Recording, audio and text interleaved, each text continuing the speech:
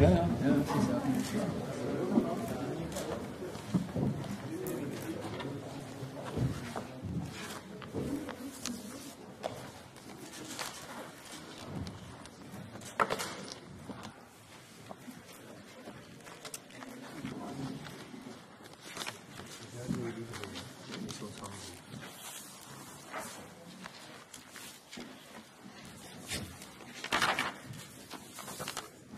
Monsieur le Conseil fédéral, Monsieur le directeur d'office, Mesdames et Messieurs, bonjour, bienvenue. Nous aurons cet après-midi deux conférences de presse sur la séance du Conseil fédéral qui s'est déroulée ce matin. La première avec le nouveau directeur de l'Office fédéral des transports. La deuxième traitera plusieurs sujets. Vous avez déjà reçu le communiqué concernant Guantanamo. Ce sera un des trois sujets qui sera traité tout à l'heure. Madame la conseillère fédérale Evelyn Winberschum, fait peut-être le président de la Confédération, dira également quelque chose sur le cas qui occupe la France et la Suisse concernant la banque HBC. Et puis, le troisième thème de cette conférence de presse est annoncé sur la stratégie du Conseil fédéral concernant la place financière. Avant de passer au sujet de cette première conférence de presse, je vous donne l'occasion de poser aussi d'autres questions sur les thèmes qui auraient pu vous intéresser ce matin et dont vous n'avez pas encore reçu peut-être d'informations. Je vous signale que vous avez reçu déjà beaucoup de communiqués, que quelques-uns arriveront encore, en tout cas 3 communiqués. Vous recevrez aussi également des communiqués demain, c'est la dernière séance de l'année. On a toujours beaucoup de communiqués, donc on a séparé un petit peu en deux, sinon vous auriez eu aujourd'hui plus de 30 communiqués à traiter. Donc, avez-vous des questions sur la séance qui s'est déroulée ce matin? Monsieur Waber. Ja, vielleicht noch die Planungsfrage. Also ist schon klar, ob das die letzte Bundesratssitzung dieses Jahres war. Das war die letzte ordentliche Sitzung dieses Jahres. Wenn der Bundesrat sich nochmals treffen muss, hat er natürlich die Möglichkeit, außerordentliche Sitzungen zu rufen. Das geschieht in der Regel, wenn es eben keine ordentlichen Sitzungen gibt. Und ist dieses Jahr auch oft der Fall gewesen. In allen Jahren. Herr Ramsayer? Wie hat sich der Bundesrat auch über Machtkämpfe und Irrungen und Wirrungen in der Leitung der Post unterhalten? Alors, il a été informé par Monsieur le conseiller fédéral Leuenberger de ce qui s'est déroulé ces derniers jours et que vous avez eu connaissance par la communication de la Poste. Est-ce que vous voulez ajouter quelque chose? Wir haben heute auch die strategischen Ziele von Post und Swisscom beschlossen. So beschlossen, wie wir das beantragt haben. Darüber wird es wahrscheinlich auch noch ein Pressekommuniqué geben, eines von diesen 30. Und bei dieser Gelegenheit haben wir auch über den Wechsel an der Spitze der Post gesprochen. Ich kann wiederholen, ich wiederholte, was ich gestern auch öffentlich sagte. Ich bedauere natürlich, dass die verschiedenen Auffassungen um die Ziele der Post zu einem personellen Wechsel führen mussten. Zu diesem war der Verwaltungsrat zuständig und ich hoffe, dass mit diesem Wechsel jetzt Ruhe in die Leitung der Post kehren wird. Merci, Monsieur Storm. Vielleicht eine Anschlussfrage, Herr Bundesrat. Finden Sie besser, dass innerhalb der Post alle ein bisschen der gleichen Meinung sind? Oder wäre es vielleicht auch gut gewesen, wenn diese verschiedenen Visionen auch innerhalb der Konzernleitung und des Verwaltungsrates repräsentiert sind? Es geht nicht nur um die verschiedenen Visionen. Verschiedene Visionen wird es sicher auch künftig geben. Die Aufgaben eines CEO und eines Präsidenten des Verwaltungsrates sind notwendigerweise etwas verschieden und können sich auch gegenseitig befruchten. Das ist das, was ich mir für die Zukunft erhoffe. Monsieur Friedli? Eine Frage zu den SBB. Gibt es einen Beschluss schon jetzt über die neuen Leistungsvereinbarungen? Das würde ich gerne nachher Ihnen vorstellen. Ja.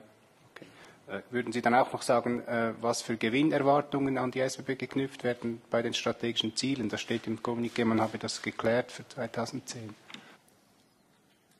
Je reviens sur ce thème donc tout à l'heure. Je vous propose d'abord de passer aux autres thèmes. Est-ce qu'il y a d'abord d'autres questions encore sur la séance de ce matin avant qu'on passe aux deux thèmes qui vont nous occuper? si ce n'est pas le cas. Donc, vous le savez, ce matin, le Conseil fédéral a nommé un nouveau directeur de l'Office fédéral des transports, en la personne de M. Peter Füglistaller. Et je passe sur ce sujet d'abord la parole à M. le Conseiller fédéral. Meine Damen und Herren, ich würde Ihnen gerne den Nachfolger von Herrn Friedli vorstellen. Zunächst zu Herrn Friedli. Er wird nach 16 Jahren Amtsdirektor des Bundesamtes für Verkehr in den ordentlichen Ruhestand, also Alter 65, treten.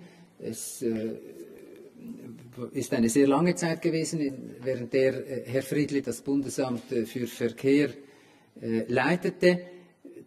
Ganz zu Beginn war seine Hauptarbeit vor allem die Verhandlung mit der Europäischen Union für das bilaterale Landverkehrsabkommen, dann auch die Vorbereitung der NEAT. Er war in dieser berühmten Gruppe Friedli-Gygi, die diese abgespeckte NEAT-Variante damals erarbeitet hat.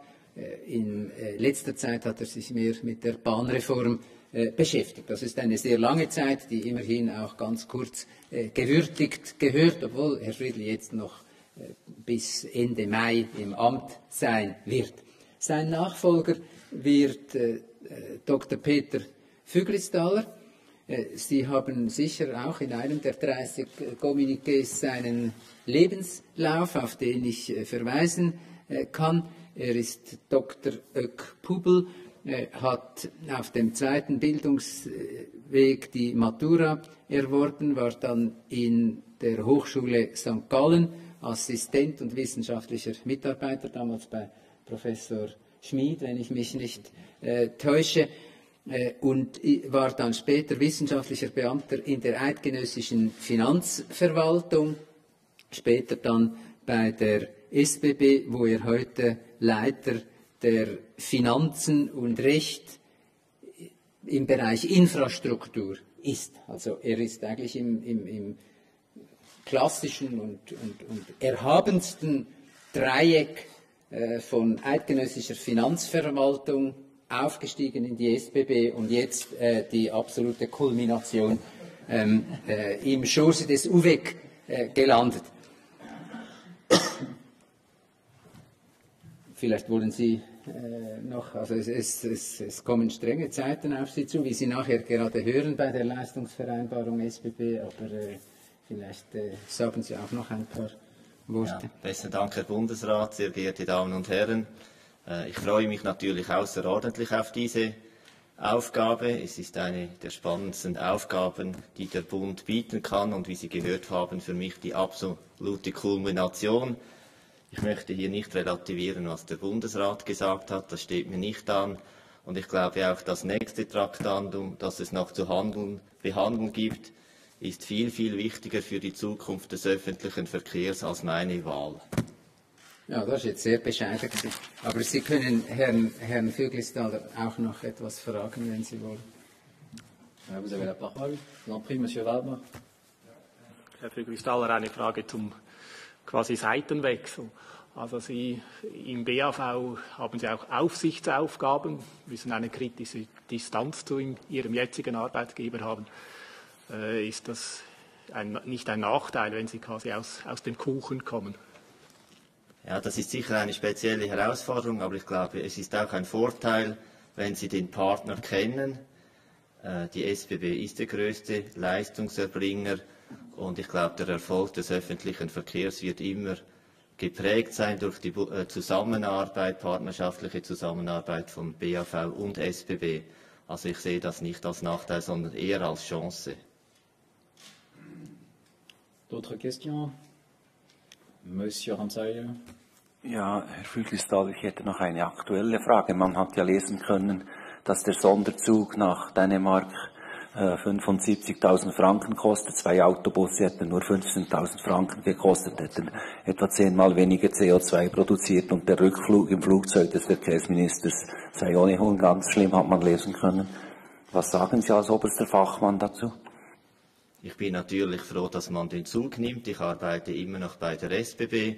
Das ist unser Einkommen. Und wenn der Kunde das wünscht, dann machen wir ihm das. Zudem, also, es hätte dann einige Gars mehr gebraucht, wenn all diese Leute, die in diesem Zug fahren, nach Kopenhagen gehen. Also Sie müssen jetzt dem ASTAG-Kommuniqué nicht blind folgen. Im Übrigen hat das Ganze eine symbolische Bedeutung und ich würde sagen, die Werbung für die SBB durch diesen Sonderzug ist sicher auch ein großer Vorteil für Sie. Est-il d'autres questions de l'ASTAG? Si ce n'est pas le cas, on peut passer peut-être au deuxième thème de la journée, Ja. avec la Leistungsvereinbarung. Bei dieser Gelegenheit, wir haben heute die Leistungsvereinbarung und den Rahmenkredit für die SBB und die Privatbahnen festgelegt. Diese Leistungsvereinbarung wird alle 4 Jahre für 4 Jahre bestimmt. Diesmal ist sie nur für 2 Jahre bestimmt worden, und zwar aus dem Grund, man will diese Periode von 4 Jahren angleichen an die Legislaturperioden, auch in anderen Fällen. Und jetzt als Übergang hat man aus technischen Gründen also nur die beiden Jahre 2011 und 2012 beschlossen. Die Ausgangslage ist die SBB und die anderen Bahnen brauchen deutlich mehr Mittel als bisher, um ihr Netz funktionsfähig zu unterhalten und damit sie die Substanz erhalten können. Der Bedarf für die SBB beträgt 3,7 Milliarden Franken für diese 2 Jahre, für die Privatbahnen beträgt er 1,2 Milliarden Franken. Das sind die Beträge, die die Bahnen auch angemeldet haben. Der Grund liegt darin, dass das Netz in den letzten Jahren immer ausgebaut worden ist und auch immer intensiver genutzt wird. Die Passagierzahlen sind seit Einführung von Bahn 2000 um 40% gestiegen. Alle Prognosen, die man vorher wagte, sind bei weitem übertroffen worden. Und das führt dazu, dass die SBB und überhaupt der öffentliche Verkehr etwas Opfer seines eigenen Erfolges wird. Der Zahlungsrahmen für die Leistungsvereinbarung ist schon durch die Sparprogramme 203 und 204 gekürzt worden. Das hatte zur Folge, dass die SBB weniger in den Substanzerhalt des Netzes investieren konnte und deswegen besteht nun ein entsprechender Nachholbedarf. Das Netz der SBB ist zwar sicher und es ist in einem guten Zustand, aber ohne Gegensteuer werden die Probleme zunehmen und vor allem würden dann die Kosten in den nächsten Jahren massiv steigen. Als Beispiel, wenn das Netz nicht optimal unterhalten werden kann, dann gibt es Abschnitte, bei denen aus Sicherheitsgründen langsam gefahren werden muss. Vor 3 Jahren gab es auf dem gesamten SBB-Netz keine einzige Langsamfahrstelle. In diesem Jahr sind es 20 Langsamfahrstellen, nächstes Jahr werden es 30 sein. Sobald es 100 sein werden, hat das ein Ausmaß angenommen, das dann das ganze Fahrplankonzept in sich zusammenlassen, krachen würde. Und von daher müssen wir alles daran setzen, dass die Substanzerhaltung garantiert werden kann. Nun steht aber ein weiteres Konsolidierungsprogramm an, nämlich für 2010. Gemessen an dem können der SBB sicher nur 2,9 Milliarden Franken für diese 2 Jahre gegeben werden. Das hat heute der Bundesrat auch beschlossen. Nun weiß aber der Bundesrat, dass das nicht ausreicht, um einen sicheren Betrieb des Bahnnetzes zu gewährleisten. Und wir werden deswegen zusammen mit dem Finanzdepartement abklären, wie viel zusätzliches Geld allein mal für den Substanzerhalt nötig ist und wie diese zusätzlichen Mittel beschafft werden können. Es gibt vor allem 2 Varianten. Die eine Variante ist, dass das Konsolidierungsprogramm nicht so wie vorgesehen beschlossen wird. Das ist eine Möglichkeit. Die andere Möglichkeit ist die, dass Einlagen in den FINÖV-Fonds beschafft werden, um dieses Delta zu füllen. Das hätte dann allerdings Folgen, weil der FINÖV-Fonds über weniger Mittel verfügen wird, würde es dann zu Verzögerungen bei der Realisierung der sogenannten Z-Projekte kommen. Das ist ein Paket von 110 Projekten, die bereits beschlossen worden sind. Was dies für Bahn 2030 bedeutet, müssen wir ebenfalls noch prüfen. Auch diese Projekte würden ja über den FINÖV-Fonds finanziert. Aber gut, 2,9 Milliarden sind jetzt auf jeden Fall beschlossen worden. Wir erarbeiten eine Botschaft, das geht zunächst einmal in die Vernehmlassung bei den Kantonen. Und es wird dann interessant sein, was die Kantone dazu sagen werden. Nachher wird dann die Botschaft formuliert. Und zwar wird sie dann formuliert, nachdem die Sitzung über das Konsolidierungsprogramm bereits stattgefunden hat. Also das als Erklärung, was wir heute beschlossen haben. Das geht jetzt dann an die Kantone. Wir müssen einfach die Vorlage in der Frühlingssession im Parlament starten können, damit die Jahre 2011, 2012 dann entsprechend bedient werden können. Merci, Monsieur le Conseiller fédéral. Sur ce sujet, vous recevez dans les minutes qui suivent encore un communiqué qui a été finalisé. Est-ce que vous avez des questions sur ce sujet, Monsieur Wüthrich? Oui, ces 2,9 milliards concernent que les CFF. Est-ce qu'une décision a été prise pour les privés aujourd'hui? Jawohl, auch. Aber wie viel? Das steht im Kommuniqué, ganz exakt. 1,1. Monsieur Storne? Herr Bundesrat, Sie haben jetzt von diesen zwei Varianten gesprochen. Entweder macht man diesen Konsolidierungsplan nicht oder mit dem FINÖV. Also darf man sagen, die erste Variante ist die UVEC-Variante und die zweite Variante ist die Finanzdepartement-Variante. Ja, also wir müssen jetzt nicht, wir werden das in aller, also wir hatten keine ideologischen Auseinandersetzungen. Der Bundesrat sieht auch, dass wir den Substanzerhalt, das auf jeden Fall garantiert werden muss. Und wir sehen alle, dass wir auch nicht begonnene Arbeiten stoppen können. Wie wir es dann lösen, wir werden das sehen. Das ist klar, dass ich als Infrastrukturminister eher auf die Variante Konsolidierungsprogramm Deckel weg plädiere statt für das andere, aber ich will jetzt noch nichts vorwegnehmen. Es gibt auch andere Ideen, oder, die zum Teil schon geäußert worden sind, beispielsweise Trassepreiserhöhungen. Aber da muss ich sagen, die SBB werden ohnehin höchstwahrscheinlich mit einer Billetpreiserhöhung nächstes Jahr kommen. Eine Bahnabgabe steht zur Diskussion. Jetzt können wir nicht auch noch die Trassepreise erhöhen. Das führt zu unglaublich hohen Fahrpreisen, die dann das Problem auch nicht lösen können. So viel Geld käme auch dadurch nicht zustande. Aber auch das es kann ja auch sein, dass es eine Mischvariante von all diesen Vorschlägen gibt. D'autres questions? Monsieur Friedli? Ich möchte vielleicht noch Herrn Füglistaller dazu fragen. Wenn ich Ihre Funktion richtig deute, haben Sie ja den Antrag gestellt, den Herr Leuenberger jetzt etwas zurücknehmen musste. Überwiegt jetzt die Freude schon beim neuen Arbeitgeber oder die Sorge nach des alten? Ja, ich glaube sowohl als auch. Also die Aufgabe als Direktor des Bundesamts Verkehrs wurde mit diesem Entscheid noch etwas spannender. D'autres questions? Ça n'est pas le cas, je vous remercie. On se revoit dans 25 minutes pour la deuxième conférence de presse. Merci.